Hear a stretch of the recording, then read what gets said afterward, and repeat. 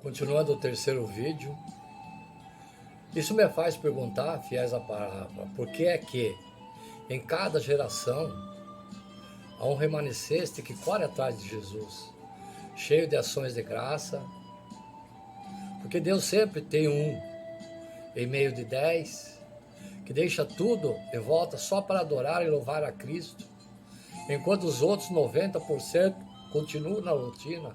Quantos de nós estamos ouvindo essa palavra? Entra aqui, sai aqui.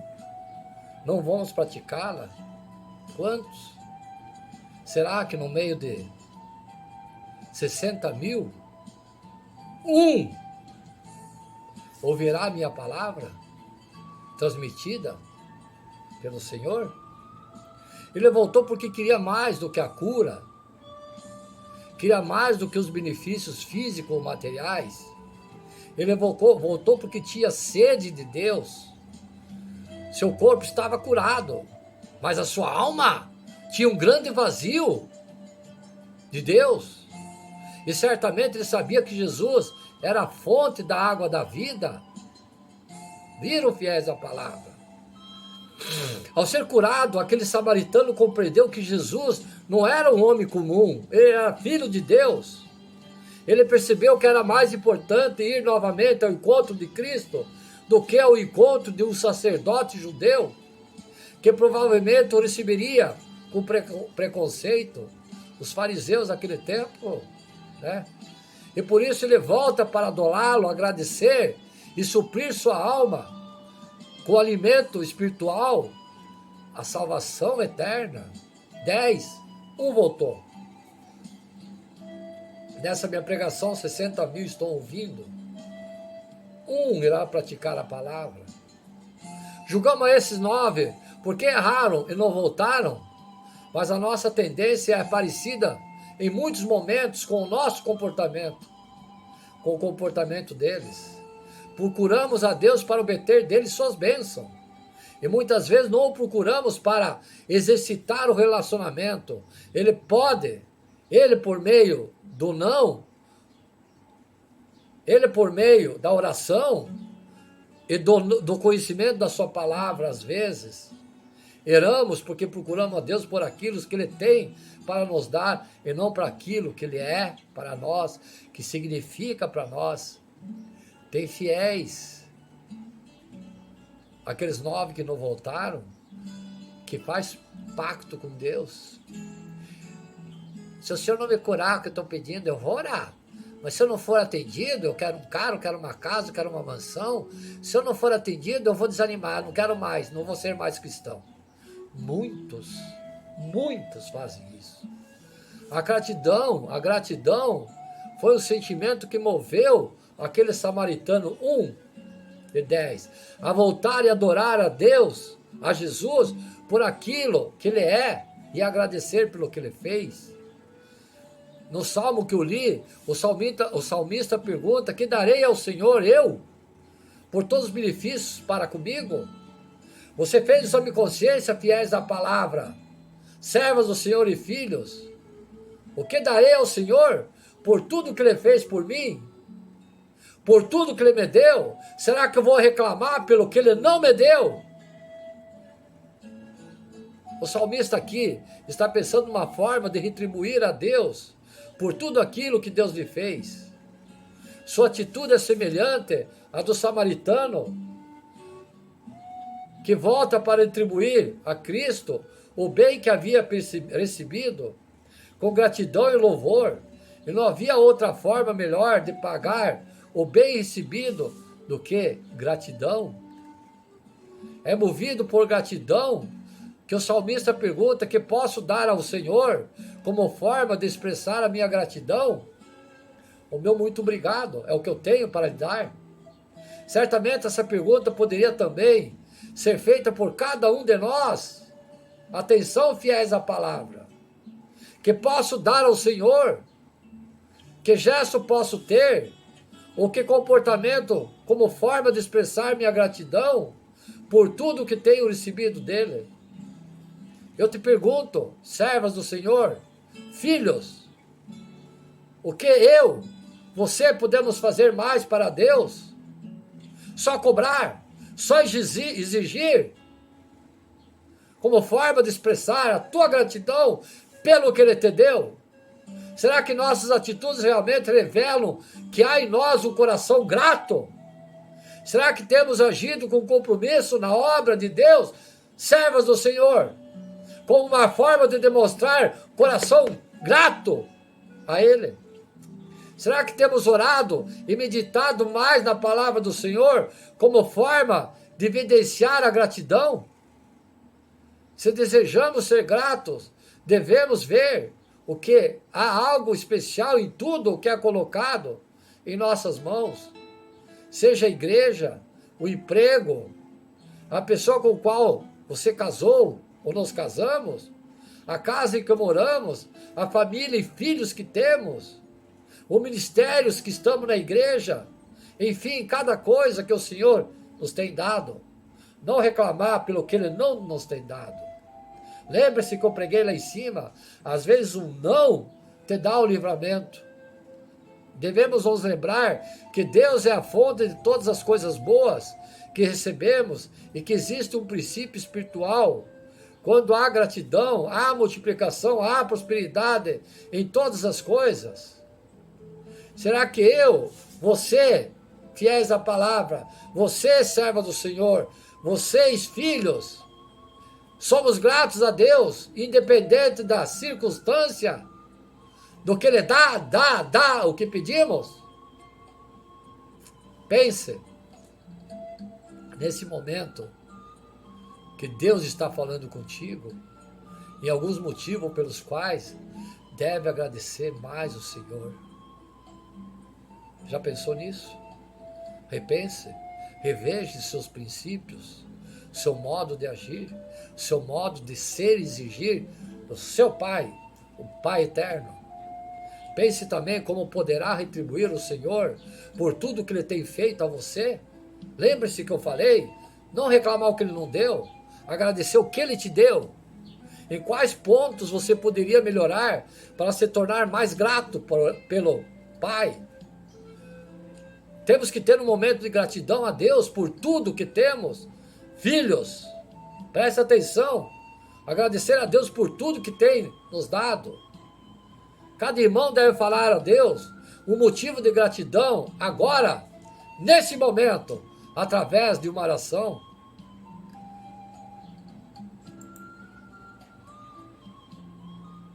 Vamos ver o motivo. Falamos lá atrás sobre vitória, luta, as táticas que é o exemplo bíblico que Josafá usou para alcançar a vitória. Um guerreiro usou as táticas.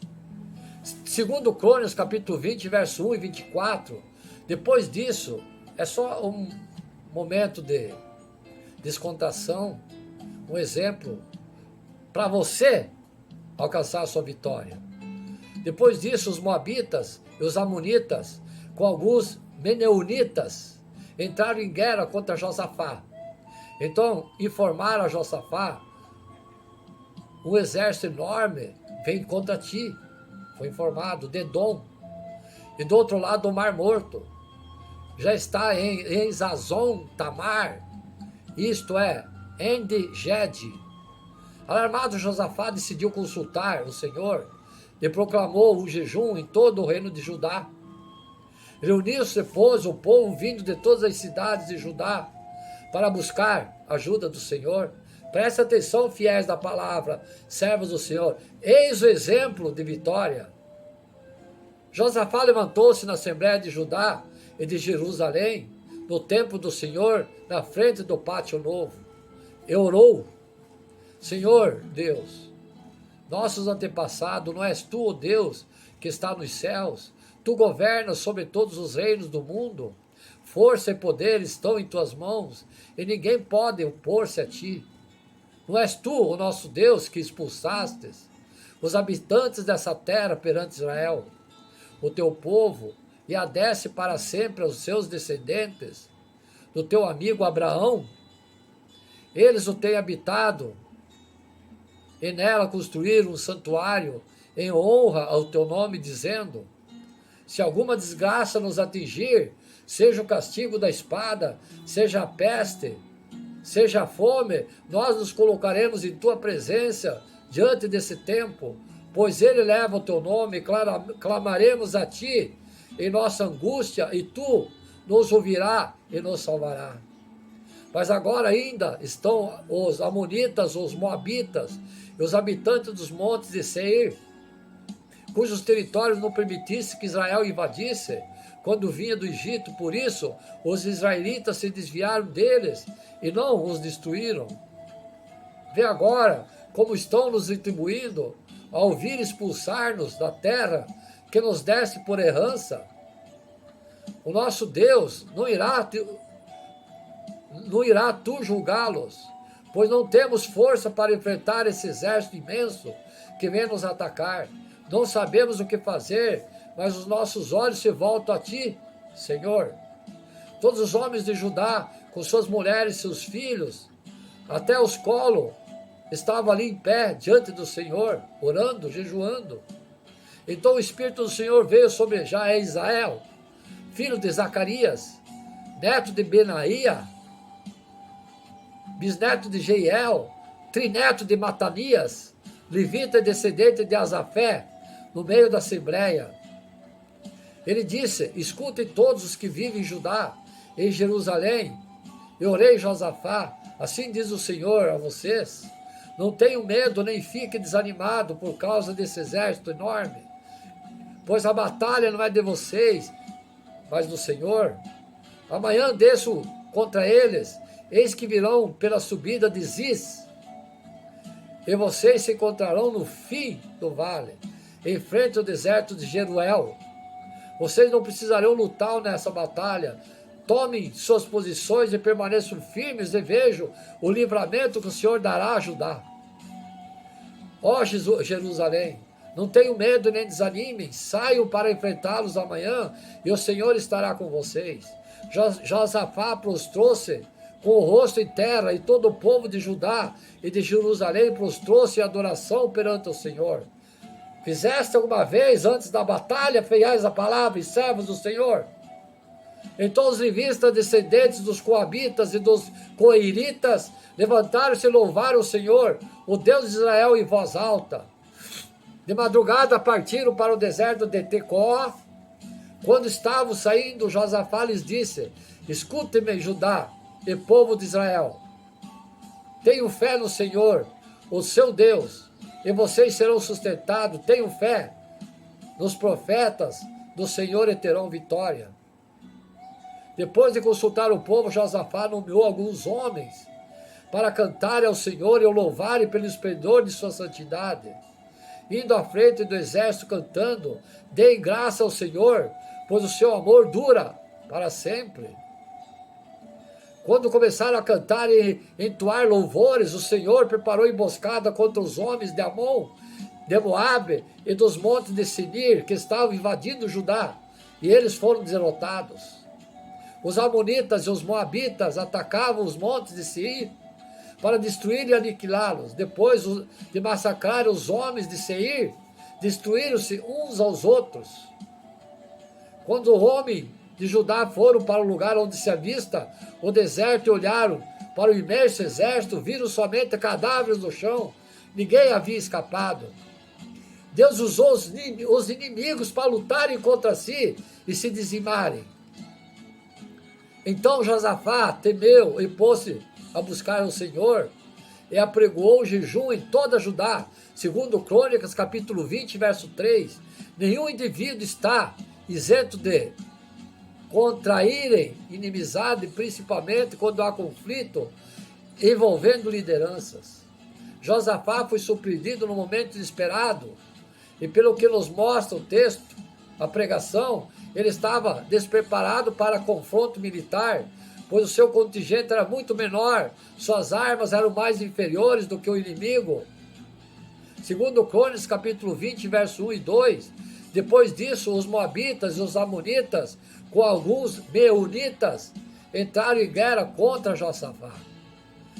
Edom, do outro lado do Mar Morto, já está em Azazon Tamar. Isso é em En-Gedi. Foi assim que levou Josafá a temer. Segundo Crônicas, capítulo 30, verso 3. Então Josafá temeu e pôs-se a buscar o Senhor e apregou um jejum em toda Judá.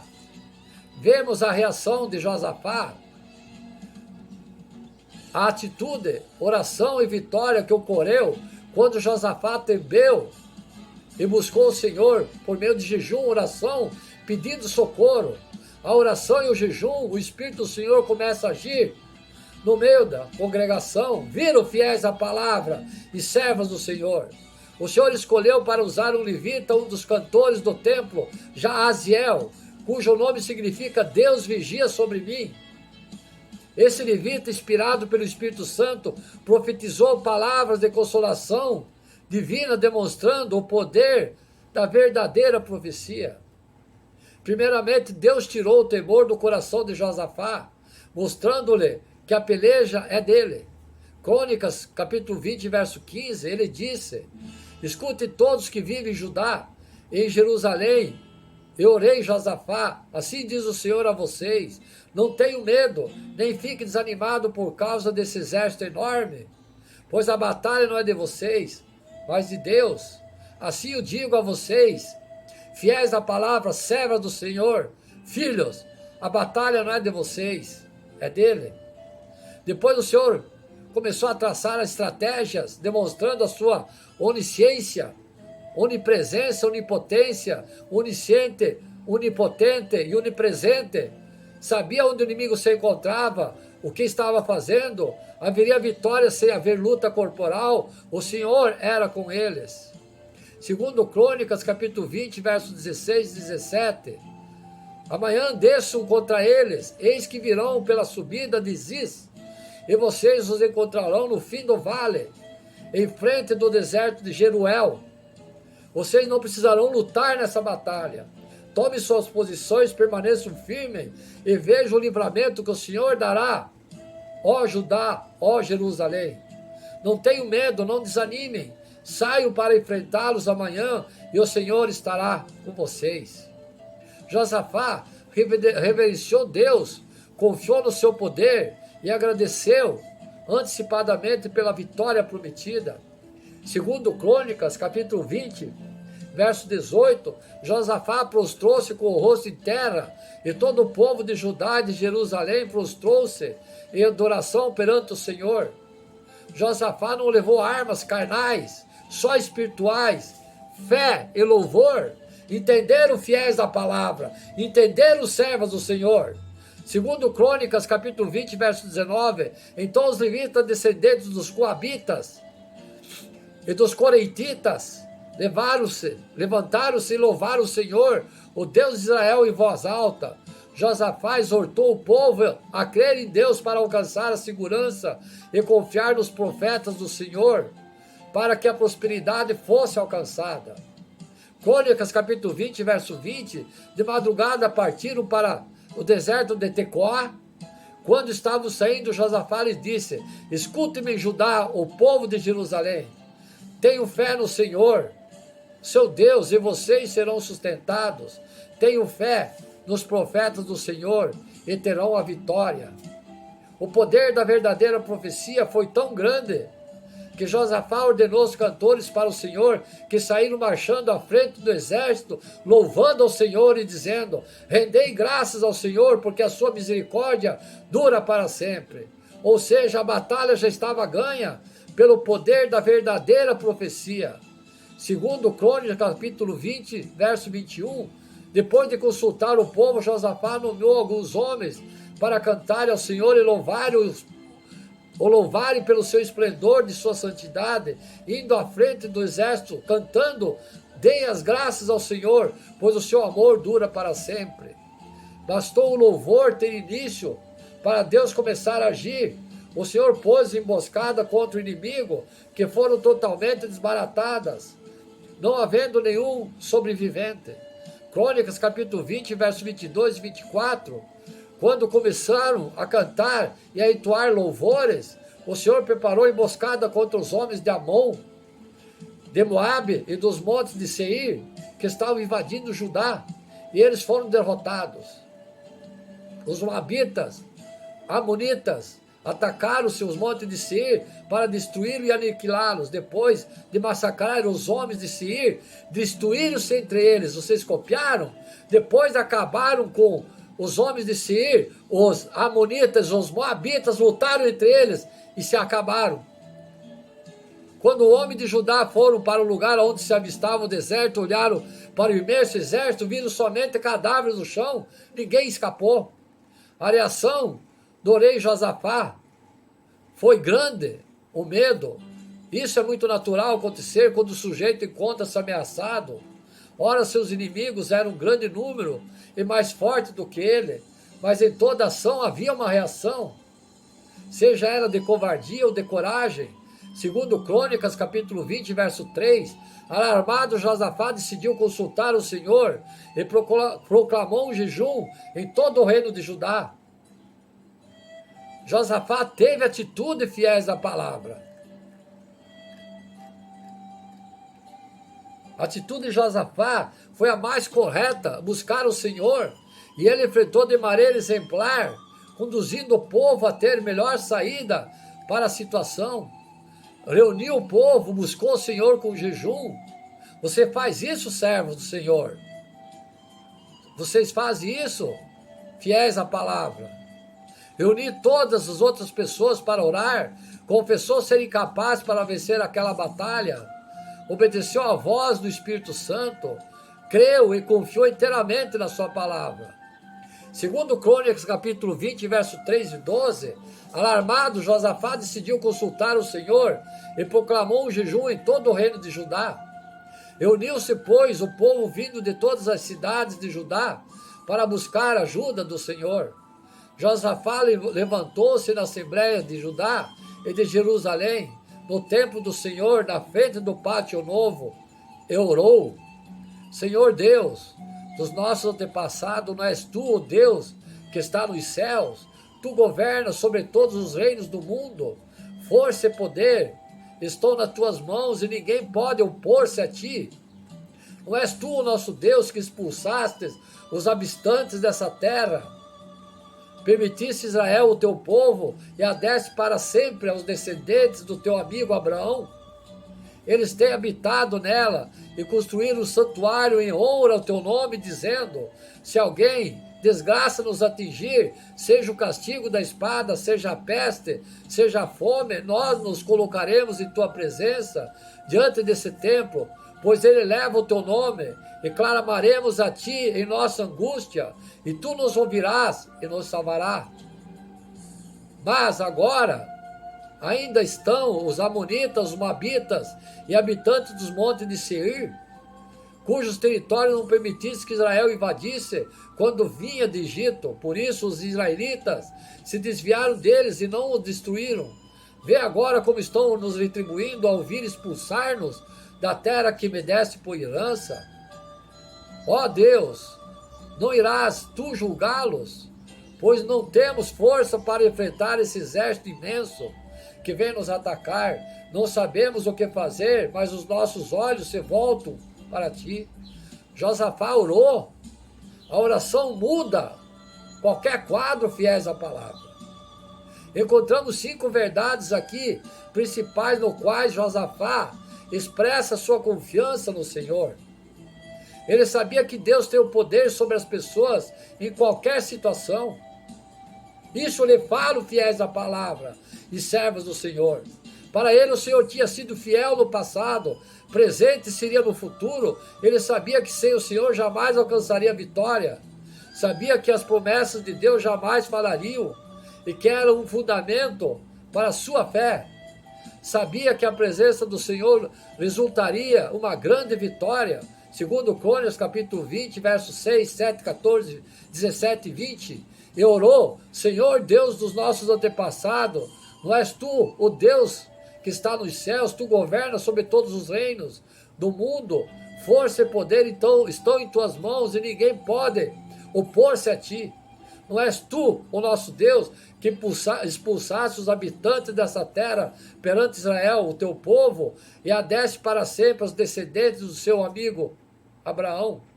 Então o Espírito do Senhor veio sobre Jaaziel, filho de Zacarias, o qual prometeu a profecia a Josafá, e Josafá louvou o Senhor a vitória.